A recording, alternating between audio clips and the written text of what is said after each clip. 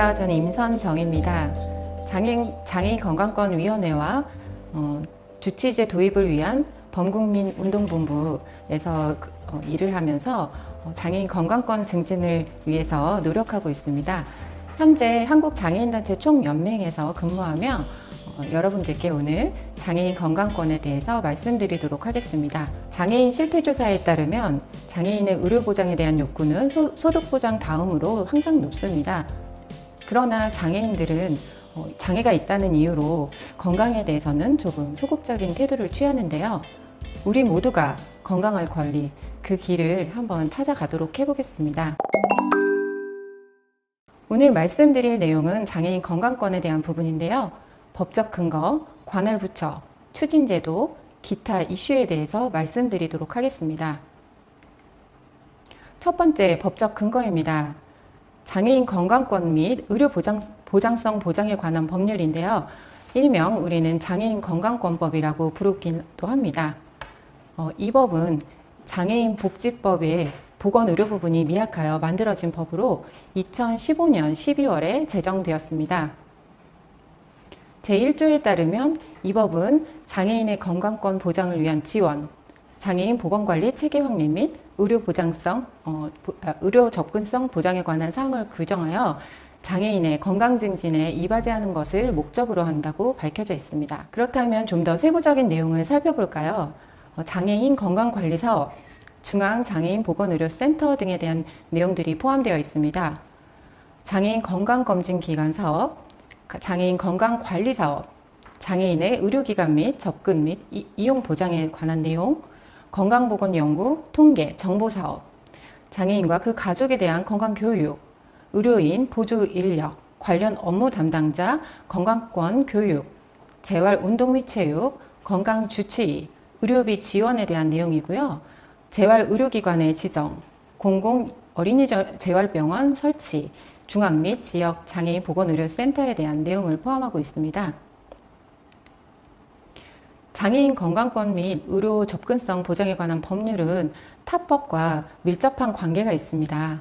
장애인 복지법, 의료법, 국민건강증진법 등 다양한 부처들과의 연결과 협조가 필요한 상황인데요. 그렇다면 관할 부처가 어딘지 알아볼까요? 여러분들이 예상한 바로 보건복지부입니다.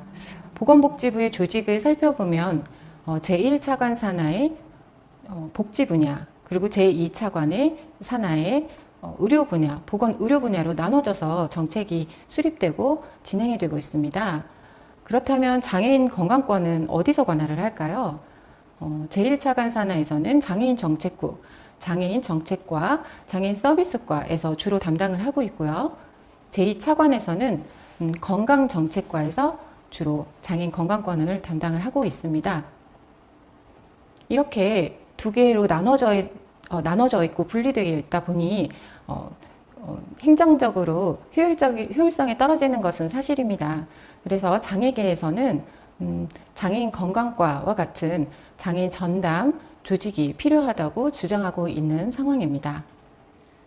다음은 추진제도에 대해서 알아보도록 하겠습니다.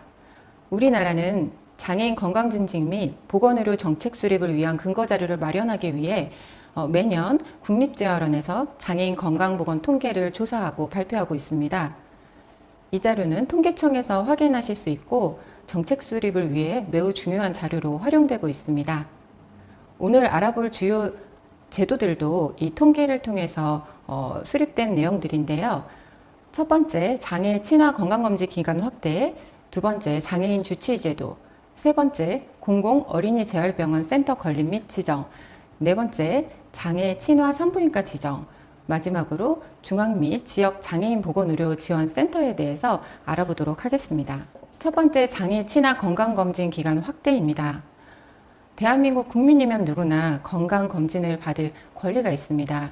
건강검진 기본법에 근거하여인데요. 실제 장애인들은 건강검진 수검률이 매우 낮습니다. 현재 63.7%로 비장애인보다 낮고요. 그 이유로는 접근성에 대한 부분들이 꼽고 있습니다. 정부는 이러한 문제들을 개선하기 위해서 장애 친화 건강검진 기관을 공모하고 지정하고 있는데요. 그 기준으로는 시설의 장애인 전용 주차, 장애 친화 탈의실, 안내 표시, 장애인 화장실, 승강기, 이동식 전동 리프트, 점자 프린터 등 시설을 갖춰야 하고, 또 수어 통역과 같은 시청각 장애인들을 위한 의사소통 지원, 또 발달 장애인들을 위한 의사소통 지원들을 기준으로 잡고 있습니다. 장애 친화 건강검진 기간은 2024년까지 100개소를 지정하겠다는 목표를 가지고 있는데요. 표에 보시는 것과 같이 현재 16개가 지정되어 있고 7개소가 오픈이 될 예정입니다. 지금 민간 참여가 굉장히 저조한 상태입니다. 그 이유로는 초기 시설에 대한 비용 지원 외에 운영 지원이 없고, 그리고 장애인들이 건강검진을 받을 때 비장애인보다 시간이 많이 소요됨으로써 그로 인한 손실 등을 원인으로 꼽고 있습니다. 나중에 말씀드리겠지만, 그래서 공공의료에 대한 부분을 주장을 하고 있는 바입니다. 두 번째, 장애인 건강주치 제도입니다. 우리는 아플 때 병원을 가죠. 그러나 이 건강주치 제도는 아프기 전에 우리의 건강 관리를 해주는 의사가 있다라는 얘기입니다. 너무 이상적이고 저도 받고 싶은데요. 이 장애인 주치 제도는 중증 장애인을 대상으로 시행을 하고 있습니다. 2018년에 시작된 이 시범 사업은 일정한 교육을 이수한 의사들이 일반 건강관리, 주장애관리, 통합관리 등으로 나누어서 장애인들을 치료하고 건강관리를 하는 것을 말합니다. 기존의 병원과 차이점이 있다면 1차 방문 시 진료에 대한 계획을 수립을 하는 것이고요. 그리고 내가 병원에 가지 않더라도 방문 진료와 간호 서비스가 가능하다는 것입니다. 지금 PPT 자료에도 나와 있지만 1차 사업이 종료된 뒤 결과를 봤는데요. 너무 참담합니다. 등록 의사는 339명, 참여한 장애인 수는 1146명으로 중증 장애인의 대상 중에 0.01%만 참가를 했습니다. 그 이유는 정말 수많은 이유들이 있었습니다. 그 비활성화된 원인으로 우선 의사 관점에서는 그 의사에 참여할 수 있는 인센티브가 부족하다는 이유가 있었고, 또 치료 중심의 진료 문화로 이렇게 장기적인 계획을 수립하고 방문 진료를 하는 거에 낯설어하는 경우가 있습니다. 그리고 또 장애에 대한 이해가 부족하다 보니 장애 감수성에 대한 부족으로 두려움이 많이 앞섰다고 합니다. 장애인 당사자들의 경우는 어떨까요? 지금 건강보험공단 홈페이지에 보면 장애인 건강주치 의료기관 찾기라고 나와 있습니다. 내가 사는 지역을 검색을 해보고 거기에 나와 있는 병원을 찾을 수가 있는데요. 오른쪽에 보시는 것과 같이 주치 제도를 클릭을 하시게 되면 병원마다 나와 있는 편의시설과 진료할 수 있는 의사와 시간과 요일이 나와 있습니다. 그러나 이 홈페이지를 통해서 검색 후 병원에 전화를 해본 당사자분들의 이야기를 들어보면 의사분들이 나는 교육을 받았지만 잘 알지 못한다. 혹은 그게 뭐예요? 라는 등 주치 제도를 이해하지 못하고 병원에 오지 말라는 거부를 하는 경우가 굉장히 다수 있었습니다. 또한 대상자가 중증으로 제한되어 있기 때문에 아파서 병을 키워서 가야 되는 건가 하는 문제점들도 있고요. 그리고 의료 접근성이 물리적 접근성의 이라든지 정보 접근성들이 많이 떨어지는 것을 볼 수가 있습니다. 지금 주치 제도는 총 2단계까지 완료한 상태고요. 3단계가 6월에 예정되어 있습니다. 지금 2단계의 특징으로는 치과 주치 제도를 추가를 하였고요. 3단계에는 고혈압, 당뇨병, 검사 바우처를 추가하였고, 기존의 방문 서비스를 12회에서 24회로 늘리겠다고 했습니다. 또한 주장애 관리 대상자를 지체, 뇌병변, 시각에서 지적, 정신, 자폐성까지 확대하겠다고 밝혔습니다.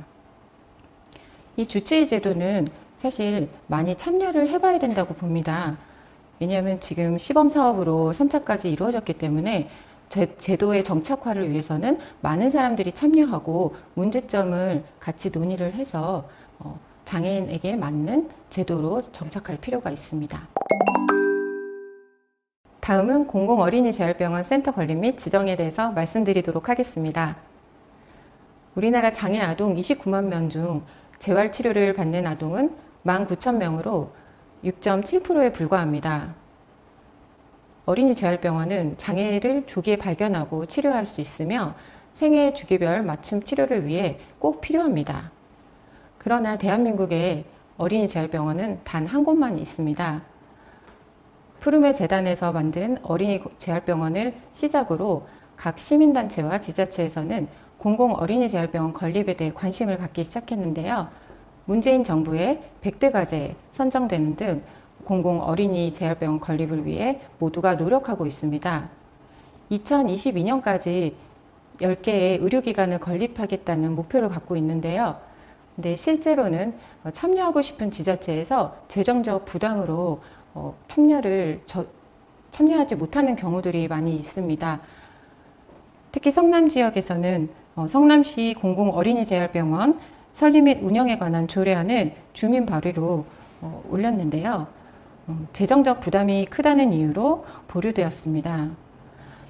이렇듯 모두가 필요하다는 공감은 갖고 있지만 재정적인 부담으로 인해서 선뜻 지자체에서 나서지 못하고 있는 상황입니다. 다음은 장애 친화 산부인과 지정에 대한 내용을 말씀드리도록 하겠습니다. 제가 아는 여성의 이야기인데요. 그녀는 뇌병변 장애를 갖고 있습니다. 언어장애도 동반하고 있어 병원에 방문했을 때 보호자도 아닌 활동지원사와 본인의 증상을 이야기하고 개인적인 정보를 나누는 것에 굉장히 불쾌감을 느꼈다고 합니다. 그러던 중 진료실에서 활동지원사를 밖으로 내보내지 않은 채 진료를 하는 모습에 화가 나 병원을 나오게 되었다고 합니다. 그 이후로 그 여성은 병원을 가는 것을 주저하며 웬만큼 아파서는 병원에 가지 않는다고 해요. 장애인 여성분들도 비장애 여성들과 함께 임신 출산에 대한 부분, 또 생애 주기별 여성 질환 검사를 필요로 하고 있습니다. 그러나 전국에 있는 장애 친화 산부인과는 15곳에 불과하고요. 작년 강선우 의원실에서 6곳을 검사해 본 결과 의료 장비 및 진료 환경이 비적격하다는 결과를 발표했습니다. 장애 친화 산부인과가 되기 위해서는 휠체어 체중계, 전동식 수술대, 침대형 휠체어, 의사소통 지원 등이 이루어져야 됩니다. 정부는 2024년까지 20개소의 장애 친화 산부인과를 지정하겠다고 밝혔습니다. 네, 마지막으로 중앙 및 지역 장애인 보건의료지원센터 설립 운영에 대해서 말씀드리겠습니다. 전달체계에 대한 내용인데요. 앞서 말씀드렸던 제도들을 어떻게 촘촘히 장애인들에게 전달을 할 수 있을까 하기 위한 센터 건립입니다. 제가 아는 분들은 센터 그만 짓고 장애인들이 느낄 수 있는 서비스를 제공해 달라고 말씀을 하십니다. 저도 그 이야기에 굉장히 공감을 합니다. 그러나 장애인 건강권은 분명 거점 서비스 센터가 필요해 보입니다. 보건복지부, 광역시도, 시군구로 나뉘어서 각각의 센터와 거점 서비스 센터를 지정을 하게 되는 것인데요. 현재 중앙장애인 보건의료센터는 국립재활원에서 지정되어 운영하고 있습니다. 광역시도에서 관할하는 지역장애인 보건의료센터는 현재 6개 지정이 되어 있고 내년까지 19개소로 확대할 예정입니다. 지역장애인 보건의료센터는 각 지역에 있는 광역재활병원, 재활의료기관, 주치의, 건강검진기관, 구강진료센터 등을 통해서 장애인들이 필요한 서비스를 받을 수 있도록 그 시스템을 구축을 하는 것을 말합니다. 그렇게 구축된 서비스들을 보건소, 254개소에 있는 보건소에서 직접적으로 맞춤형 서비스를 제공을 하게 됩니다. 복지부에서는 보건소에 장애인 건강권을 담당하는 직원을 1명씩 파견했다고 밝혔습니다. 그러나 그 1명이 장애인들의 건강을 책임져 줄 수 있을까요? 보건소의 역할이 너무나도 중요한 시점이라고 생각합니다. 또한 지역 불균형도 문제점으로 보이는데요. 지방에 있는 보건소에는 의사들이 배치가 되지 않는 경우들도 있다고 들었습니다. 이 가장 장애인들과 밀접하게 서비스를 주고받아야 될 보건소의 확립부터 우선적으로 이루어져야 된다고 보여집니다. 지금 보시는 자료는 그 서울 북부 지역의 지역 장애인 보건의료센터에서 만들고 있는 시스템입니다. 보시다시피 장애인 분들이 직접적인 서비스를 받기 위해서 지역사회 자원을 활용하는 것을 보실 수 있는데요. 보건의료 사업에 대한 부분, 복지 자원에 대한 부분들을 통합적으로 관리하여 장애인들이 건강뿐만 아니라 복지 서비스도 같이 연계해서 받을 수 있도록 하고 있습니다. 네, 지금 보시는 페이지는 앞서 말씀드렸던 지역 장애인 보건의료센터에 대한 현황입니다. 참고해 주시면 됩니다. 네, 우리는 장애인 건강권의 주요 제도들을 살펴보았습니다. 좋은 제도들이 참 많이 있지만 해결해야 될 과제들이 너무나도 많아 보입니다. 가장 기본적인 것은 의료 접근성인데요. 물리적인 접근성조차 이루어지지 않다 보니 장애인분들은 건강을 이야기할 때 병원을 가지도 못하는 상황이 벌어집니다. 특히 동네 병원은 2층에 있는 경우들이 많습니다. 그래서 어떤 분들은 동네 병원을 개원할 때 1층에 해야지만 허가를 해주자라는 주장도 하고 계십니다. 두 번째는 서비스에 대한 접근성인데요. 전화를 걸어서 문의를 했을 때 언어 장애가 있다는 이유로 불친절하게 끊어버리는 사례들이 종종 있었습니다. 이런 서비스 접근성들이 개선돼야지만 장애인들도 편안하게 병원에 갈 수 있는 그날이 올 것이라고 생각합니다. 자, 두 번째는 장애인의 욕구를 반영한 정책 수립인데요. 앞서 살펴보았던 장애인 주치의 제도는 현재 3차 시범 사업으로 가고 있습니다. 그러나 장애인들이 도대체 무엇을 요구를 하고 원하는지 조사된 적이 없습니다. 그들의 욕구를 반영하는 것, 그것이 모두가 만족할 수 있는 정책이 되는 지름길이라고 생각합니다. 세 번째는 의료진에 대한 장애 인식 개선 교육인데요.